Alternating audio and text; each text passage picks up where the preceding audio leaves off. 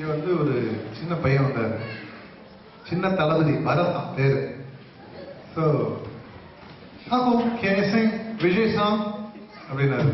Okay, இப்படிதான் ஃப்ளாரிடாவில் ஒரு பையன் அப்படியே வந்தாரு கிட்ட. அப்போ கேசிங் சாக்ரமெண்டோவை ஒண்ணுமே புரியல. சாக்ரமெண்டோவா? சாக்ரை நிலவை. ஓ, அப்புறம் தான் சர்க்கரை நிலவை அப்படின்னு. ஸோ அந்த மாதிரி இங்க ஒரு சின்ன தளபதி வந்து அந்த இளைய தளபதியோட பாட்டை கேட்டாரு. அவருக்கு நம்ம டெடிகேட் பண்ணிடலாம். இது வந்து ஒரு டான்ஸ் ஆடுற பாட்டு. டான்ஸ் ஆடுறவங்க நிறைய பேர் இருக்காங்க இங்க. சரி, லாஸ்ட் டைம் வரும்போது பார்த்தேன், செம்ம டான்ஸ். அந்த டான்ஸ்ல எங்க எது இனிமேதான் அதான் வார்ம் அப் ஆயிட்டு இருக்காங்க. நானு குத்துப்பாட்டு பாடினா ரொம்ப ஆசைப்படுவேன்.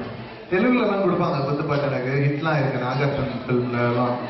தமிழ்ல வந்து சார் செய்து ஒரு குத்துப்பாட்டாவது கொடுங்க அப்படின்னு கேட்டேன். ஐயோ, அது வாய்ஸ் எல்லாம் வந்து அது வந்து அந்த காலத்துல எப்படி டிவிஎஸ் அப்படின்னா அப்படியே முடிஞ்சு போச்சு.